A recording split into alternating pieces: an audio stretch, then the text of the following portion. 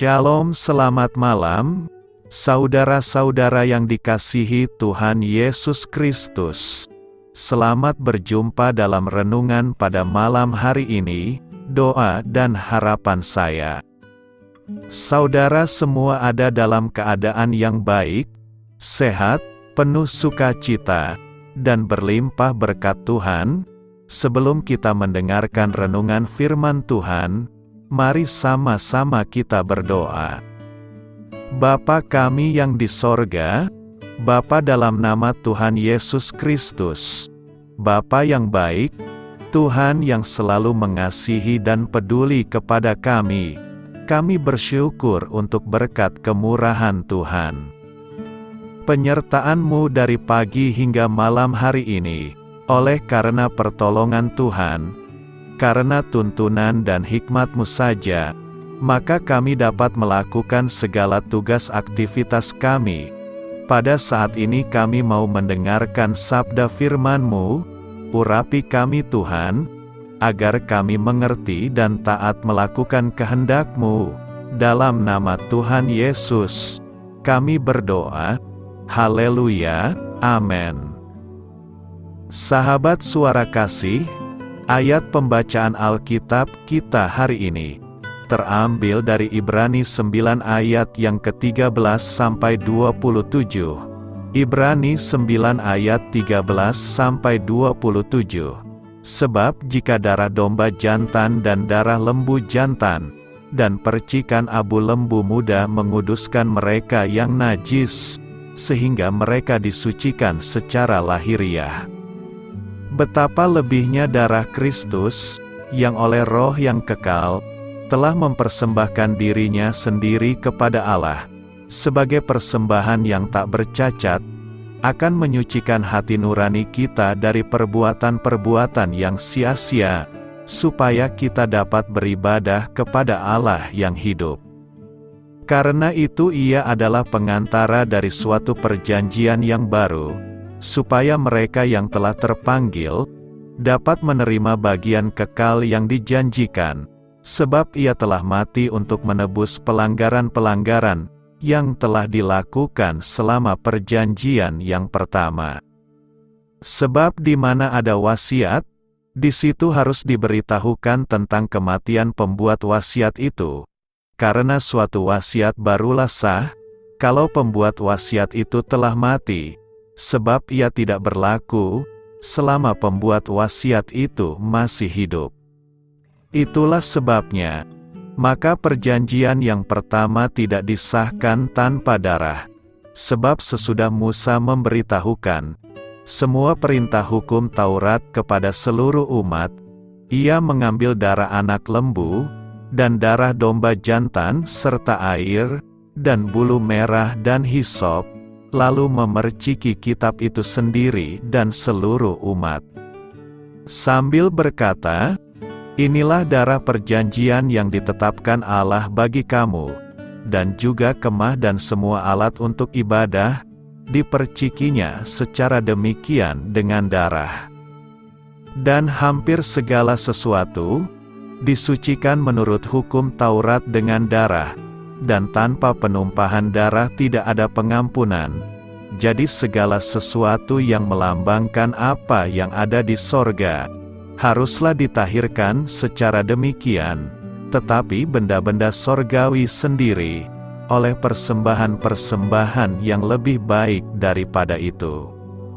Sebab Kristus bukan masuk ke dalam tempat kudus buatan tangan manusia, yang hanya merupakan gambaran saja dari yang sebenarnya, tetapi ke dalam sorga sendiri untuk menghadap hadirat Allah guna kepentingan kita. Dan Ia bukan masuk untuk berulang-ulang, mempersembahkan dirinya sendiri, sebagaimana imam besar setiap tahun masuk ke dalam tempat kudus, dengan darah yang bukan darahnya sendiri. Sebab jika demikian, Ia harus berulang-ulang menderita sejak dunia ini dijadikan, tetapi sekarang Ia hanya satu kali saja menyatakan dirinya, pada zaman akhir untuk menghapuskan dosa oleh korbannya. Dan sama seperti manusia ditetapkan untuk mati hanya satu kali saja, dan sesudah itu dihakimi, demikian pula Kristus hanya satu kali saja mengorbankan dirinya, untuk menanggung dosa banyak orang. Sesudah itu ia akan menyatakan dirinya sekali lagi, tanpa menanggung dosa untuk menganugerahkan keselamatan kepada mereka yang menantikan Dia. Sahabat Suara Kasih, ayat emas renungan kita hari ini adalah Ibrani 9 ayat 27-28, dan sama seperti manusia ditetapkan untuk mati hanya satu kali saja, dan sesudah itu dihakimi. Demikian pula Kristus, hanya satu kali saja mengorbankan dirinya, untuk menanggung dosa banyak orang. Sesudah itu ia akan menyatakan dirinya sekali lagi, tanpa menanggung dosa untuk menganugerahkan keselamatan kepada mereka yang menantikan Dia. Judul renungan kita hari ini adalah, Hidup Ini Adalah Kesempatan, ditulis oleh Riris Neil Yulinar. Sahabat Suara Kasih, saya memiliki seorang teman yang kaya secara materi. Namun saat suaminya meninggal, ia menjadi begitu ketakutan, bahkan untuk tinggal di rumahnya sendiri yang cukup besar. Saat saya mencoba menanyakan apa yang menjadi ketakutannya, jawaban yang diberikan membuat saya sedikit terkejut. Ia takut jika tiba-tiba muncul arwah suaminya saat ia ada dalam rumahnya. Ketakutannya yang berlebihan membuatnya memutuskan untuk mengunjungi ketiga anaknya yang berada di luar negeri secara berbeda setiap bulannya, dan saat berada di Indonesia, ia tidak tidur di rumahnya, melainkan berkunjung ke rumah keluarganya dan teman-teman yang berbeda setiap hari. Hingga akhirnya dalam satu kesempatan, ia mengatakan semua harta yang dimilikinya saat ini adalah kesia-siaan. Saudara, sahabat, yang selalu mengelilinginya di saat suaminya masih hidup, satu persatu meninggalkannya. Dan ia merasa benar-benar sendiri dalam kehidupannya saat ini. Ia pun memutuskan untuk menjual rumahnya yang terlihat nyaman, hanya karena suatu ketakutan. Saat Tuhan memanggil suatu hari nanti, tak seorang pun dapat mengelak. Harta, kekayaan, jabatan, bahkan semua keindahan dunia, tak akan mampu menahan kemahakuasaan Allah atas hidup kita. Ayub berkata, "Dengan telanjang aku keluar dari kandungan ibuku, dengan telanjang juga aku akan kembali ke dalamnya. Tuhan yang memberi, Tuhan yang mengambil, terpujilah nama Tuhan." Ayub 1 ayat 21. Yang perlu kita pahami saat ini, bukanlah tentang bagaimana kita bisa menghindari kematian, namun bagaimana caranya agar saat ajal menjemput, kita sudah benar-benar siap menghadapinya.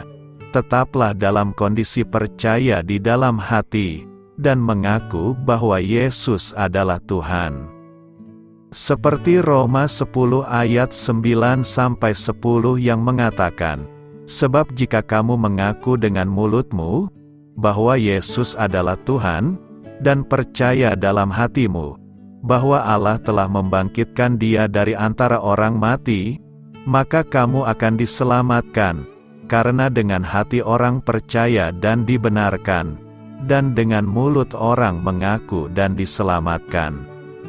Setiap orang yang mengaku percaya padanya, dipanggil untuk bisa menghidupi karya penebusan itu sendiri, dengan menjadi orang yang sungguh-sungguh mampu menampilkan gambaran Kristus dalam hidupnya.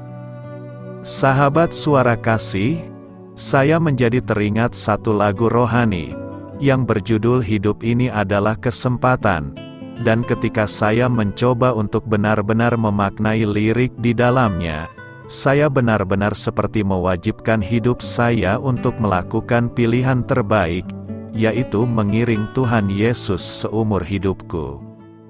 Karena hidup ini hanya sekali, maka lakukan segala sesuatu untuk menyenangkan hatinya. Tidak akan pernah ada kesempatan kedua, saat kita dipanggil menghadap Sang Pemilik kehidupan. Marilah kita renungkan, putuskan hari ini juga untuk memilih hidup bersamanya, karena dalam kesudahan hidup di dunia, ada jaminan kekal bahwa kita akan masuk ke dalam kediaman-Nya, yaitu surga yang indah kekal. Amin. Tuhan Yesus memberkati.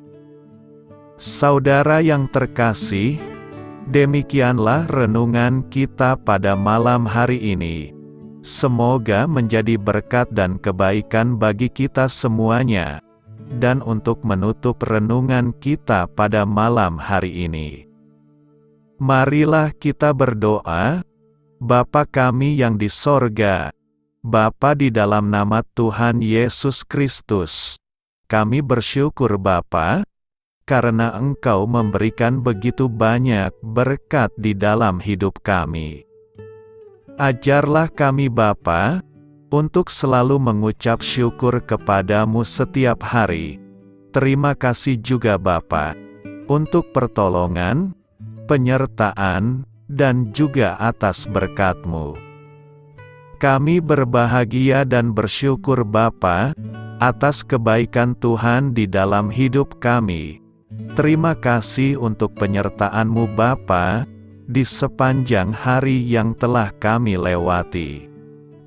Hingga pada malam hari ini, kami boleh bersyukur lagi di hadapan-Mu Bapa, melalui doa dan renungan malam hari ini.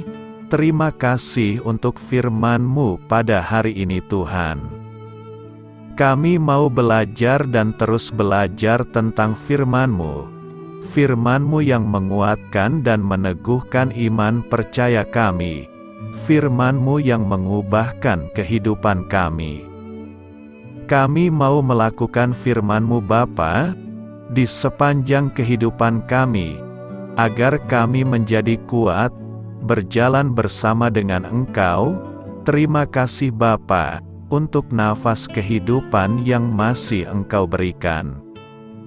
Kami mau pakai kehidupan kami, untuk hormat dan kemuliaan nama-Mu. Kiranya Engkau selalu memberkati hidup kami, keluarga kami, sanak saudara kami, daerah tempat tinggal kami, bangsa dan negara kami, pemerintah-pemerintah kami. Biarlah semuanya dalam perlindungan-Mu Bapa, dan jadilah sesuai kehendak-Mu yang terbaik di dalam hidup kami.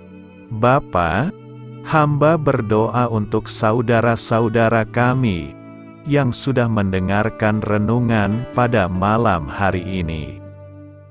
Biarlah yang saat ini sedang mengalami sakit penyakit, pergumulan masalah, kebutuhan ekonomi, kiranya Engkau jamah, sembuhkan dan pulihkan kehidupan mereka.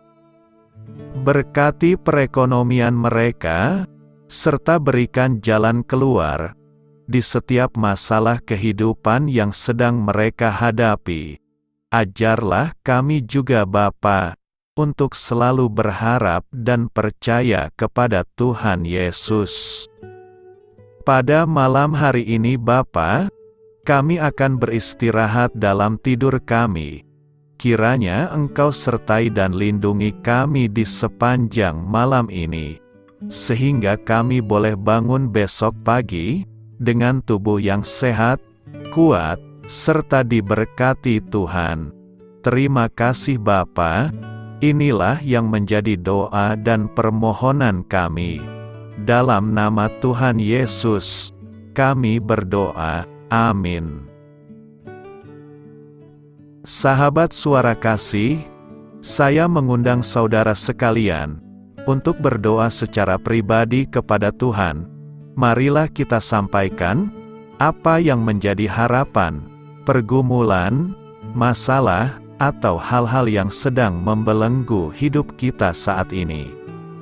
Mari kita berdoa dengan penuh keyakinan dan penuh kepercayaan kepada Sang Pencipta, Pelindung, dan Pemelihara bagi hidup kita. Mari kita serahkan segala pergumulan kita dan harapan kita, sembari mengakui dosa-dosa kita dan berserah penuh kepadanya. Marilah dari kita masing-masing berdoa secara pribadi kepada Tuhan. Marilah kita berdoa.